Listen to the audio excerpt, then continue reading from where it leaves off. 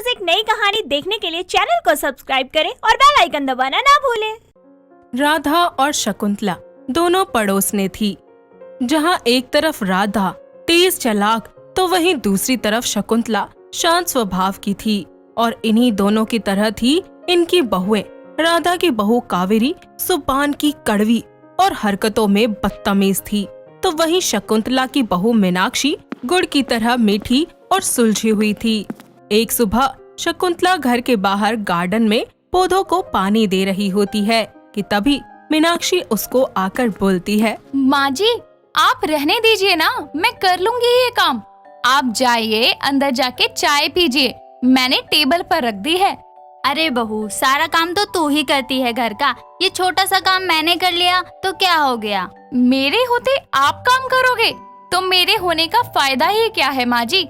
चलो आप जाओ चाय पियो वरना ठंडी हो जाएगी। इतना कहकर मीनाक्षी अपनी सास को अंदर भेजकर खुद पौधों को पानी देने लगती है। वहीं दूसरी तरफ उनकी पड़ोसन के घर में राधा अपनी बहू को आवाज लगाते हुए कहती है, अरे अब बहू कहाँ मर गई सुबह सुबह, चाय लाके दे दे नास पीटी, पूरा दिन बस मेरा खून पीती रहती है। अरे कम से कम सुबह चाय तो पिला दे। चाय की क्या जरूरत है, पता भी है दूध कितना महंगा है। ये पानी पी और शांत रह, पूरा दिन चिल्लाती रहती है बुढ़िया। हाय रे, मेरे तो भाग ही फूट गए, जो ऐसी करम जली मेरे सर पड़ गई बहू के रूप में। वाह वाह, भाग फूटे हैं। अरे ओ मेरी सड़ेली सासू माँ, भाग अच्छे होते भी नहीं आपके, क्योंकि कभी कर्म अच्छे किए हैं। और ये रोना रोती रहो अपने भाग पर, ठीक है। मैं तो चली अपने कमरे में सोने। कावेरी इतना कहकर अपने कमरे में चली जाती है। कुछ ही देर में शाम होती है और शकुंतला का बेटा अमन ऑफिस से घर आता है, जिसे देखकर शकुंतला बोलती है, आ गया बेटा, दिन कैसा रहा तेरा। अरे माँ, दिन बहुत ही अच्छा था और एक गुड न्यूज है मेरे पास आपके लिए। कैसी गुड न्यूज अमन जी, हमें भी बताइए। अरे मीनाक्षी माँ, मुझे प्रमोशन मिला है, अब मैं कंपनी का मैनेजर बन गया। अरे वाह, ये तो बहुत खुशी की बात है। क्यों ना इसे सेलिब्रेट किया जाए। हम अपने पड़ोसियों और रिश्तेदारों को बुला के दावत रखते हैं बेटा। ठीक है माँ, आपको जो ठीक लगे। शकुंतला और मीनाक्षी तैयारी में लग जाती हैं। तो वहीं दूसरी ओर कावेरी का पति सौरभ ड्रिंक करके घर आता है और उसको ऐसे बेसुध हालत में देखकर वो गुस्से से उससे कहती है, हाय राम, इस आदमी ने तो शर्म बेच खाई है। रोज ही ऐसे बेसुध हालत में लुढ़कता पुढ़कता आ जाता है। मेरा बस चले तो झाड़ू से सूद दूं इसको। अरे करम जली नास पीटी, तेरा पति है वो, कैसे बोल रही है उसको। कोई शर्म लिहाज बचा है तेरे में या नहीं। ओ बुढ़िया, जितना ज्ञान तू मुझे देती है, अगर इतना ही अपने इस पियक्कड़ बेटे को दिया होता ना, तो शायद आज ये इंसान होता। दोनों सास बहू की लड़ाई देखकर सौरभ बोलता है, अरे तुम दोनों कभी तो चुप रहा करो, जब देखो कुत्ते बिल्ली की तरह लड़ती रहती हो। जीना हराम कर रखा है मेरा। हाँ हाँ, तुमने तो हमें जैसे खुशियों भरी जिंदगी दे रखी है, जो खुद चैन से जीना चाहते हो। वो तीनों आपस में एक दूसरे से बहस कर रहे होते हैं कि तभी वहाँ शकुंतला आती है, जिसे देखकर तीनों चुप हो जाते हैं और वो उनसे बोलती है, राधा बहन, मैं तुमको आमंत्रित करने आई थी। मेरे बेटे को काम में तरक्की मिली है, तो इसी खुशी में छोटा सा जश्न रखा है घर पर। तो बहन कल पूरे परिवार के साथ आना, रात का खाना हमारे यहीं होगा आप सबका।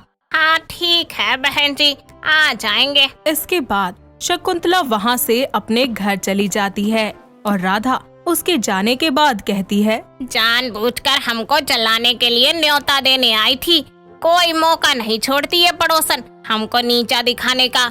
और एक इसकी बहू इसकी गुलामी करती रहती है, जिसकी वजह से इसे और घमंड आ गया है। और एक मेरी बहू है। हाँ हाँ, आगे बोलो बोलो।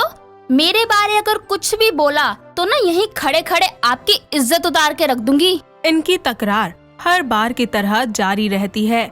वहीं दूसरी तरफ अमन अपने कमरे में नहाकर आता है कि तभी वहाँ मीनाक्षी आ जाती है, जिसे देखकर वो बोलता है, मोहतरमा, जरा हम पर भी ध्यान दे दीजिए।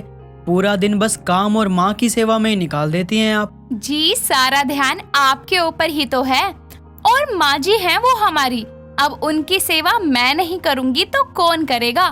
सच में मैंने कोई पुण्य ही किया होगा, शायद जब भी तुम्हारे जैसी पत्नी मिली है मुझे, जिसने मुझे और मेरी माँ को इतने अच्छे से संभाला हुआ है। जी ये मेरा फर्ज है। और अब आप फ्रेश हो जाइए और बाहर आ जाइए, खाना तैयार है। जैसा आपका हुक्म, अभी आते हैं। मीनाक्षी खाना लगाती है।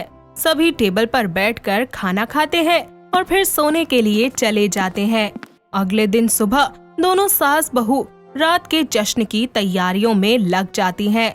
अमन भी अपने कुछ दोस्तों को बुलाने के लिए उन्हें फोन करता है। वहीं दूसरी तरफ राधा अपनी बहू की बुराई करते हुए उससे कहती है, अरे ओ सत्यानाशी, जरा इधर आ।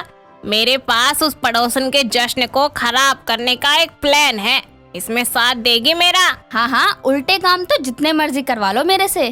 तो सुन, हम रात को सौरभ को नशे की हालत में जश्न ले जाएंगे और वहाँ पर वो तमाशा करेगा जिससे उनकी पार्टी खराब हो जाएगी और आसपास के लोग भी उनका मजाक उड़ाएंगे। हाँ। वाह माँ जी, इन कामों में तो सही दिमाग लगावे हो आप। आखिर मेरी टक्कर की हो आप भी। शाम होती है। शकुंतला के घर मेहमान आना शुरू होते हैं। अमन के कुछ दोस्त भी आते हैं और कुछ ही देर के बाद राधा भी अपने बेटे और बहू के साथ आ जाती है। शकुंतला और उसका पूरा परिवार सभी का दिल से स्वागत करते हैं और खाने पीने की चीजें भी उन्हें सर्व करते हैं। सौरभ एक कोने में कुर्सी पर बैठकर अपनी ड्रिंक पी रहा होता है। सब कुछ अच्छे से चलता है कि तभी कावेरी अपने पति के पास जाकर उससे बोलती है, अरे अब चुपचाप बैठे यहाँ ड्रिंक अटक रहे हो, यहाँ ड्रामा क्यों नहीं दिखा रहे? चलो करो तमाशा। इतना कहकर कावेरी उसके हाथ के ड्रिंक गिरा देती है, जिसकी वजह से उसको गुस्सा आ जाता है और वो चिल्लाना शुरू कर देता है। साथ ही अपनी माँ और बीवी को उल्टा बोलता है, जिसकी वजह से वहाँ मौजूद लोग उन्हीं के बारे में बातें करते हुए कहते हैं, कैसे लोग हैं, कैसा परिवार है, बेटा अपनी बीवी और माँ को कितना उल्टा बोल रहा है। लोगों के मुंह से अपनी बुराई सुनकर उसकी सास का सर शर्म से झुक जाता है और सौरभ को वहाँ से वो लोग ले जाने की कोशिश करते हैं, पर वो नहीं मानता और हाथ छुड़ाकर कहता है, तुम दोनों ने मेरी जिंदगी बर्बाद कर दी है और आज मेरे दोस्त की पार्टी बर्बाद करने के प्लान से तुम दोनों यहाँ आई हो। सौरभ की ये बातें सुनकर शकुंतला और उसका बेटा हैरान रह जाते हैं, जिसके बाद अमन उनसे कहता है, राधा आंटी, सौरभ की कोई गलती नहीं है इस तमाशे में। आप दोनों की वजह से ही वो इतना परेशान रहता है कि ड्रिंक करने लग गया है। हाँ राधा आंटी, आपकी बहू से झगड़े की आवाज आए दिन आस पड़ोस में गूंजती रहती है। अगर आप दोनों प्यार से रहती तो सौरभ भैया ऐसे कभी नहीं होते।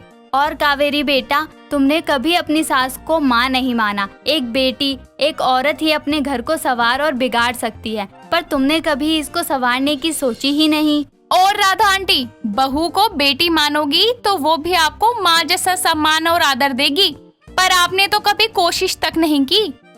शकुंतला और उसके परिवार की बातें सुनकर सौरभ उनसे कहता है, अरे शकुंतला आंटी, आप भी किसके आगे माथा फोड़ रही हो? ये दोनों कभी नहीं सुधरेंगी। अपने बेटे और बाकियों की बातें सुनकर राधा और कावेरी को अपनी गलती का एहसास होता है, जिसके बाद वो लोग वहाँ मौजूद सभी लोगों से माफी मांगते हुए कहती हैं, मुझे माफ कर दो शकुंतला आंटी और मीनाक्षी बहन। तुम्हारी तरक्की से जलकर हम सास बहू ने ये प्लान बनाया, जबकि हमारे घर की बेकार हालत के लिए आखिर जिम्मेदार तो हम ही थे। हाँ बहन, मुझे माफ कर दो। साथ ही सौरभ बेटा, तू भी मुझे माफ कर दे। तेरी माँ होकर मैंने कभी भी ये नहीं सोचा कि तू इतना कैसे बदल गया, जबकि तेरे बदलने की वजह तो सिर्फ हम ही हैं। कोई बात नहीं माँ, तुमको समझ आ गया ना, यही बहुत है। अब से तुम और कावेरी अगर माँ बेटी की तरह रहोगे तो मैं भी वादा करता हूँ कभी भी ड्रिंक नहीं करूँगा और मेहनत करके आप दोनों के लिए हर खुशी लाने की कोशिश करूँगा। वो दोनों सभी से माफी मांगकर अपनी गलतियों को सुधारने का वादा करती हैं और शकुंतला अपने बहू और बेटे को लेकर वहाँ से एक परिवार की तरह वापस चली जाती है। साथ ही खुशियाँ भी उसके घर वापस आती हैं, जिसके बाद सभी जश्न का आनंद उठाते हैं और खुशी खुशी अपने घर वापस लौट जाते हैं। दोस्तों, अगर आपको ये कहानी पसंद आई तो इसे लाइक करें, शेयर करें और कमेंट करके बताएं कि कहानी में आपको सबसे अच्छा क्या लगा।